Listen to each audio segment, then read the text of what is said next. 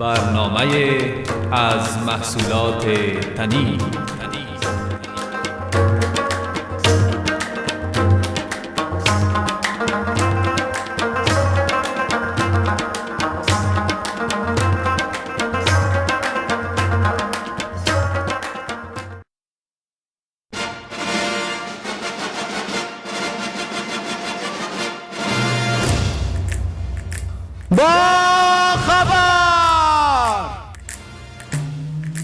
د با خبر خبرونه د مهمو خبرونو راپورونو او مرکو راټولونکي د لوی او بخونکي خدای په نامه مجیب خلوتگر او آمنه بابک د دغه رپورتو سره ستاسو په خدمت کیو. 4 تن از کاندیداهای ریاست جمهوری نتیجه انتخابات را پذیرفتند.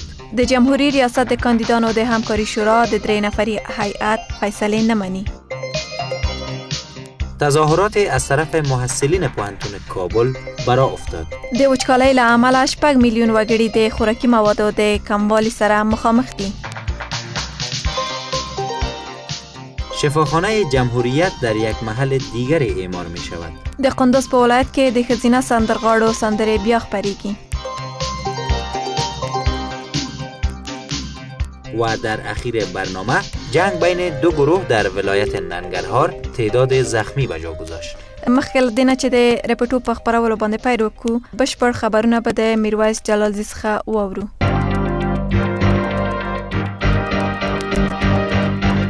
د پنځشنبه په شپه د هرات ولایت په یو جومات د بمي برید په ترڅ کې 4 تنه ټپیان سول. یو بم د دې ولایت د انجیل ولسوالۍ د مرغه کلي جومات ته هغه مهال ورواچول شو چې په جومات کې کسان د تراویح د لمانځه په ادا کولو بوخت وو. د یادونې وړ ده ځایي پولیسو دا پیښه تایید کړې او ویلي دي چې جومات ته هم مالي زیان اوښتی دی. د ملي اردو 14 تنه سرتیري د پروان په ولایت کې د 4 تنو عامو وګړو د ټپي کولو په تور ونیول شول. د جبل سراج د ولسوالۍ د امنیه قومندان بابا شیرین په وینا دا پیښه هغه مهال رامنځته شوه چې د ملي اردو سرتیرو د پلټنې په موخه د دوی د سپرلۍ د موټر د درولو هڅه وکړه، خو دوی ونه دراوه. وروسته د ملي اردو سرتیرو هوایي ډزو ته اړ شول چې په ترڅ کې دا 4 تنه ټپیان شول. د زیاته کړه د ملي اردو 14 تنه سرتیرو نیونه د 2مې فرقې د سرتیرو لخوا ترسره شوې ده. د پنځشنبه په شپه د 9 بجو په شاوخوا کې د جلال آباد ښار 2 چاودنو ولړزاوه. دغه چاودنې چې یوه یې د سویډن موسسې ته څیرمه او بله یې د متحده ایالاتو د پراختیایي موسسې یا USAID د دفتر ترڅنګ رامنځته شوې. کوم ځاني زیان یې نه دی اړولی، خو مالي زیانونه یې پر ځای پرېښي دي. د کاپیسا ولایت د 3 ولسوالیو اوسیدونکو د پنځشنبې په سهار په مظاهرو لاس پورې کړ. له سیمې نه پر رسېدلو خبرونو کې ویل شوي د نوموړو مظاهرو لامل په هغه ولایت کې د ګلبهار د نساجي د شرکت له سیمې نه د یوه روغتون لیږدول د ولایت مرکز محمود راقي ته و. مظاهره کوونکي چې د ولایت د ودانۍ په لور روان وو ویلي یې چې د نوموړي روغتون شتون د نساجي شرکت په سیمه کې د خلکو یوه ستره اړتیا ده چې د دې روغتون مسؤل غواړي هغه د ولایت مرکز ته ولېږدوي. د فلسطین د خپلواکۍ ادارې د مشر یاسر عرفات روغتیایي حالت یو ځل بیا خراب شوی دی. د 15 کلن عرفات د ګوندغړو په فلسطین کې دا مسله په ډاګه کړې ده. نوموړی د تېرې جمعې په ورځ د لومړي ځل لپاره د هېواد نه بهر د فرانسې یو پوځي روغتون ته د معالجې په موخه ولېږدول شو چې دا مهال په فرانسه کې د روغتیایي حالت تر جدي څارنې لاندې دی. بسم الله الرحمن الرحیم. شنونده های عزیز برنامه با خبر، السلام علیکم. آمنه بابک و اما مجیب خلوتگر باز هم با تقدیم برنامه کنونی در خدمت شما عزیزان قرار داریم. خدا کنه که تا پایان برنامه با ما باشین. البته آمنه جان باید بگوییم که روزه و نماز شنونده های عزیز ما قبول درگاه حق باد. او په همدې هیله پیل کوو پر راټول شویو مطالبه باندې. اولین مطلب برنامه ما در مورد گردهمایی 4 تن از کاندیداهای ریاست جمهوری است که آقای قانونی، آقای محقق، آقای احمدشاه احمدزی و همچنان خانم شفیقه حبیبی معاون آقای دوستم در کانتیننتال گرده هم آمده بودن و اونا گفتن که ما نتیجه انتخابات قبول داریم و به کرزی مبارک باشه. او دې غونډې ته زموږ همکار سمی سهیم تللی و. نور معلومات له تنه به واورو. 4 نفر از کاندیدهای ریاست جمهوری ضمن پذیرفتن نتایج انتخابات برای رئیس جمهور کرزی موفقیت آرزو نمودند. محمد یونس قانونی، آجی محمد محقق، احمدشاه احمدزی و شفیقه حبیبی معاون عبدالرشید دوستم طی یک نشست خبری این مطلب را اعلان داشته و طی یک قطعنامه 3 ماده‌ای از مردم و دولت خواستند تا در انتخابات پارلمانی تخلفاتی که در انتخابات ریاست جمهوری رخ داد تکرار نگردد. محمد یونس قانونی در این مورد با خبر گفت: ما ضرر خفیف را انتخاب کردیم که او پذیرفتن نتایج انتخاباتی است که در او تقلب وجود داره، اما به هیچ صورت ما نمیخوایم در 5 سال آینده مردم خود باز به یک خشونت، باز به یک درگیری، باز به یک جنگ و کشمکش سوق بدیم. به این منظور است که منافع ملی ما ایجاب میکنه که با توجه با تعهد جامعه بین المللی برای بازسازی افغانستان ما 5 سال را ولو با تلخی نتایج انتخابات را بپذیریم. همچنان محمد یونس قانونی گفت که تنها نتایج انتخابات برای کرزی کافی نیست، وی به چالش دیگری نیز مواجه است. ما فکر میکنم که یک چالش بزرگ در برابر کرزی صاحب خواهد بود که چطور بتونن برای آینده افغانستان یک دولت ممثل وحدت ملی و مظهر مشارکت عادلانه سیاسی را تشکیل بکنند. این به مشارکت عادلانه سیاسی همه اقوام افغانستان، همه اقشار افغانستان و همه نیروهای سیاسی مطرح افغانستان تعلق دارد. قابل تذکر است که قبلا بشیر بیژن سخنگوی شورای هماهنگی کاندیدها اعلان نموده بود که شمارش آرا باید دوباره صورت گیرد. مجیب جان په دې خو پیدلو چې زموږ ځنې کاندیداو د ولسمشرۍ د انتخاباتو کمپاین چې پلار اچول شوی و قبول کړي، مګر ځنې کاندیداو دي چې د درې نفري دا د ټولټاکنو پایلې قبول کړه. مجیب جان په دې باندې و پیدلو چې د ځنو کاندیدانو پریکړه چې په دې حق چې دوی د انتخاباتو پایلې منی و موریدلی. بله، ولی شورای هماهنگی کاندیداها اعلان کرده که ما فیصله هیئت 3 نفری را که مشکلات روز اول انتخابات بررسی میکردن قبول نداریم. البته دا 3 نفری نړیوال هیئت و دوی څېړنې درلوده د انتخاباتو د درغلۍ څخه. بله، روز انتخابات خو یک مشکل رنگ بود، باز کاندیداها مشکلات دیگر را عنوان کردن و هیئت 3 نفری بین المللی تعیین شد و تا این مشکلات بررسی بکنه و روز چهارشنبه اونا فیصله خود اعلان کردن که انتخابات مشکل رنگ وجود داشته، بعضی به قول خود درغلی‌های صورت گرفته، ولی این مسئله مشروعیت انتخابات زیر سوال نبرده. او دا چې نور څه خبرې دي د اوچمال د نور معلومات سره. جمهوریت ریاست د کاندیدانو د همکارۍ شورا د 3 نفري خارجي هیئت پریکړې نه مني. دا خبره د کاندیدانو د همکارۍ د شورا د کمیسیون منشي بشیر بیژن وکړه. دوی زیاته کړه چې موږ 680 د تقلب او جال او نوري په ټولټاکنو پسې مربوطې ستونزې د دې هیئت په اختیار کې ورکړې دي، خو دوی هیڅ اقدام ونه کړل. نو په دې خاطر موږ د 3 نفري هیئت فیصله نه منو. نه، به دلیل از اینکه اونا اعتراف کردن مثلا یکی از موارد بسیار اساسی عدم مشروعیت دفتر تنظیم مشترک انتخابات اینا بیان کردن در گزارششان و اینا واضحاً گفتن که عمدتاً مشکلات از طرف امی دفتر مشترک تنظیم انتخابات به وجود آمده در پروسه انتخابات. حداقل باید در گزارش از اینا یا در مجموع بررسی و تحقیق از اینا بر شمارش آرا بخصوص باید اثرگذار می بود که متاسفانه چنین نبود. د بشیر بیژن په وینا دا انتخابات د لومړي ځل لپاره په افغانستان کې یو تمثيل و د دیموکراسي څخه، خو بدبختانه چې له کودتا سره مخامخ شول او د خلکو د ارادې مخالف اقدامات وسول او د نړیوالو ناظرینو څخه تقاضا کوم چې یو ځل بیا دا انتخابات بررسي کړي. دا په داسې حال کې ده چې نړیوال د څارنې 3 کسیز پلاوی د چهارشنبې په ورځ د خپلو تحقیقاتو نتیجې اعلان کړې او ویل چې په ټولټاکنو کې تقلب شوی ده، خو دومره جدي تقلب نه ده چې انتخابات نامشروع وګڼل شي. د یادونې وړ ده چې 2 ساعته وروسته د تحقیقاتو د اعلان څخه د ټولټاکنو د تنظیم د کمیسیون په واسطه د انتخاباتو نتایج اعلان شول.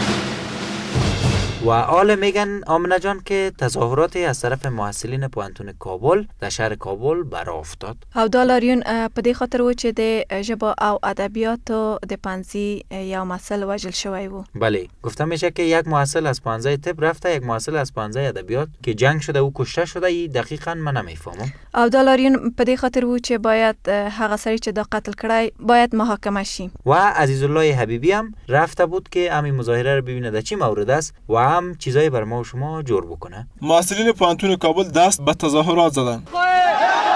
شریک قاتل میکنه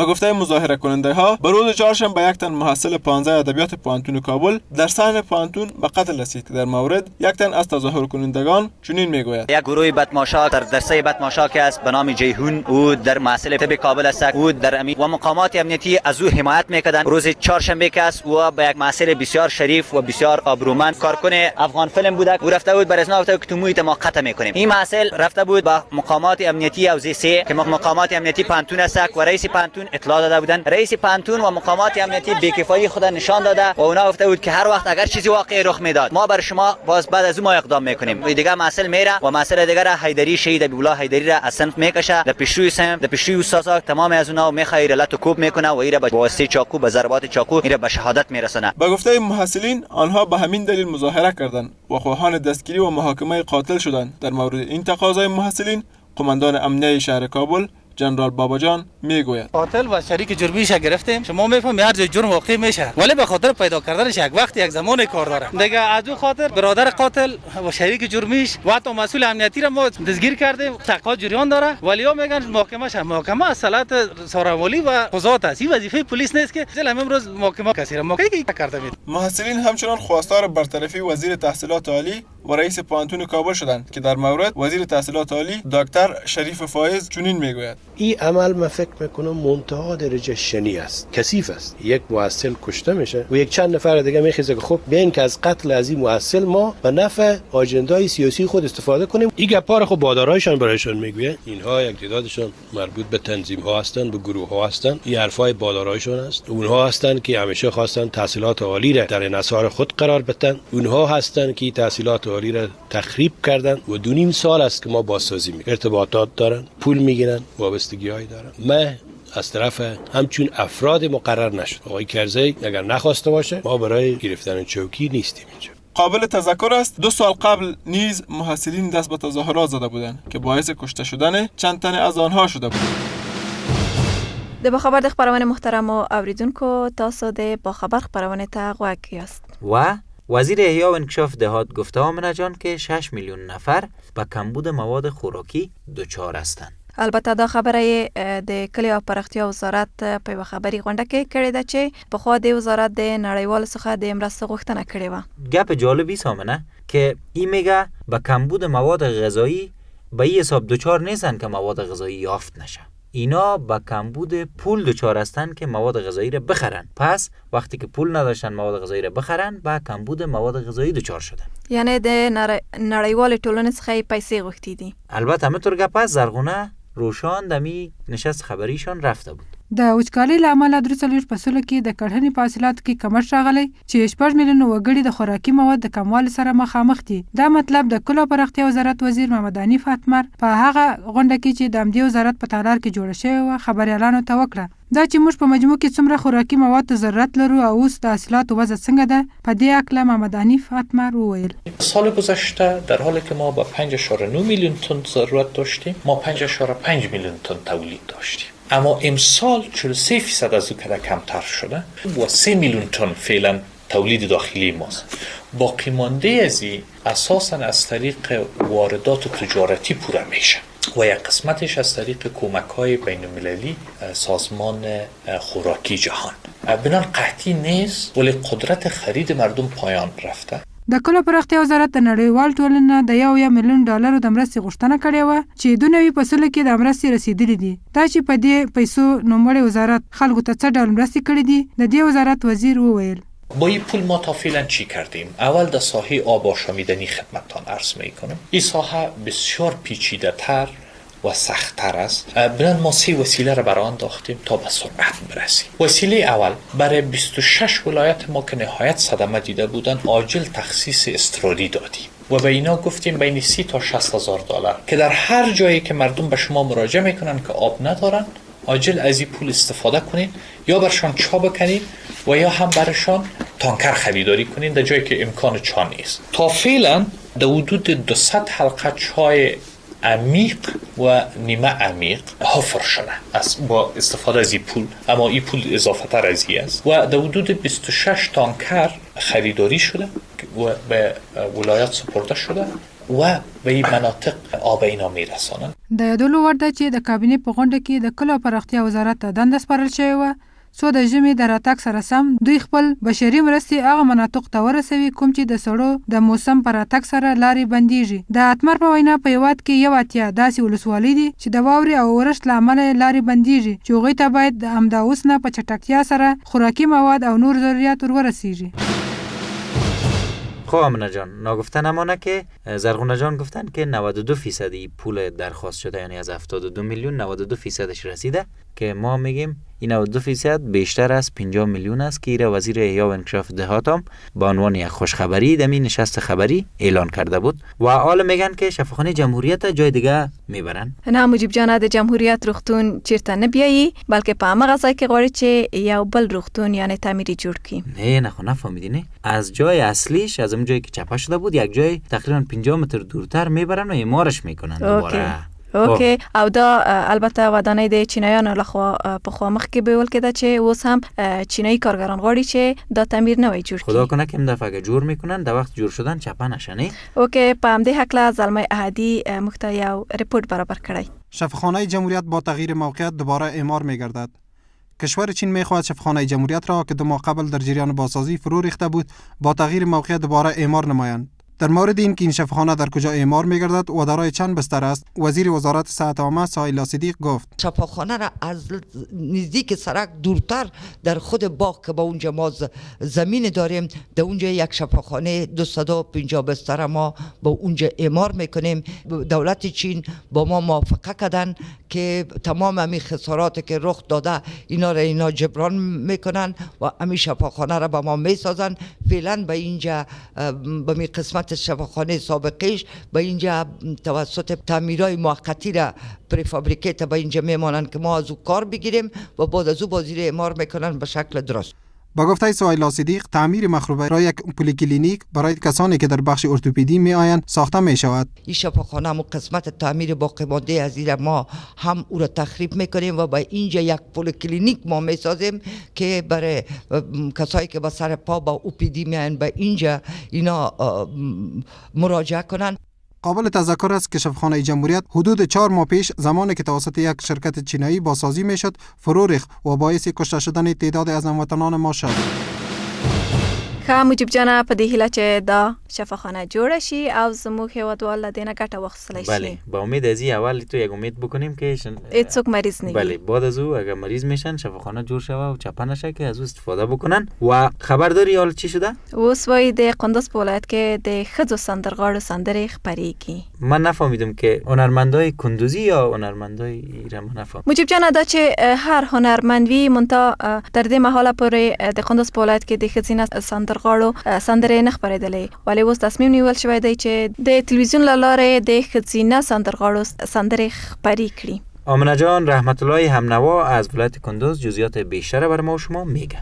په دې وروستیو کې د کندوز په تلویزیون کې هغه بندیز چې د څو کالو راهیسې د ښځینه سندرغاړو او د تلویزیون پر مخ د هغوی د راښکاره کېدلو په هکله لګېدلی و لرې شو. په دې هکله د کندوز تلویزیون رئیس اقبال احمد فیاض سلامت انداله ته داسې وویل: قبلا تلویزیون کندوز در انحصار گروه خاصی قرار داشت و در این مدت ادای زن و حضور زن نشر نمیشد، اما در پشت تلویزیون کندوز تغییرات رونما گرفت. ما تانستیم که آهنگ زنه ما صرف تلویزیون کندوز نشر کنیم. دا چې د ښځینه سندرغاړو د سندرو خپرول او د هغوی د څېرې ښکاره کېدل به د دې ولایت خلکو ته تر کومه کچه ښه زیروي، په دې هکله د دې ښار یو شمېر اوسېدونکو داسې وویل: ما بسیار احساس خوشی میکنیم که البته با تحولاتی که در تلویزیون کندوز رونما شد، تلویزیون کندوز آهنگای زنم بدون کدام ترس و هراس از کسی نشر میکنن و این از شجاعت مردانگی از ایناست که نشر میکنن آهنگ زنم و از هیچ کسی نمیترسن. ما هم بسیار خوشحال داریم، حتی ما شاید از یامتیم بعد شبایی که از مرکز آهنگ زن نشر نمیشه از خود از اینجا آهنگ زن نشر میکنن. ما بسیار خوش هستیم. پیش از او پروگرام ها خرابات بود، فعلا بسیار خوبی شده. ما بسیار خوشی میکنیم از تلویزیون. آهنگای از طبقه و ناس هنرمندای زن نشر میکنن که ما بسیار خوش هستیم، چون که در سابق نشر نمیکردن و این اگه رکات بسیار خراب میکرد. دا په داسې حال کې ده چې د کندوز ځینې اوسېدونکي د تیرو 2 کالو راهیسې د کیبلي سیستم د پروګرامونو څخه استفاده کوله، چې په هغه باندې هم د ځینو چارواکو لخوا څه نه څه نیوکې کېدلې. دا به ولیدل شي چې دولتي تلویزیون اوس په دغه کار کې څومره بریالی کېږي. رحمت الله همنوا، سلام وطنداره، کندوز.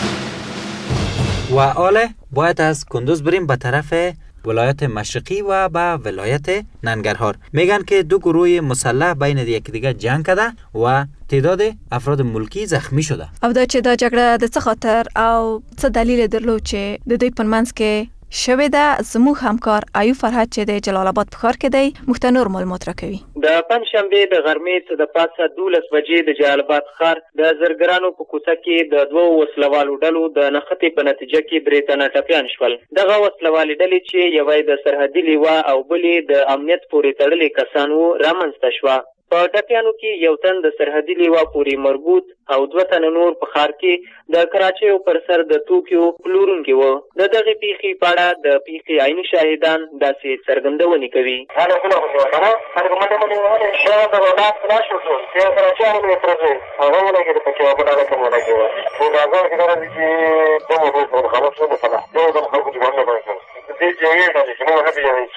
کله چې د جلال آباد ښار د امنیت مشر انجینر سردار شاه څخه د پیښې په اړه وپوښتل چې دغه پیښه ولې رامنځته شوه، هغه داسې وویل: موږ ته ټول معلومات دی چې په جلال آباد خلک راغلل او دې مثال ګاڼې مخکې کړه وروسته کړه په دې ساعت کې ونه خبر. دا لومړی ځل دی چې په جلال آباد ښار کې د روژې په دغه مبارکه میاشت کې د 2 وسلوالو ډلو د خپل منځي شخړې له امله 2 تنه ولسي او 1 تن دولتي شخص ټپیان کېږي. خو د پنجشنبې په شپه د جلال آباد په ښار کې د سویډن مؤسسې ته نږدې 2 بمي چاودنې هم رامنځته شوې چې کوم ځاني زیان یې نه دی اړولی. ایوب فرهاد، سلام وطنداره، ننګرهار.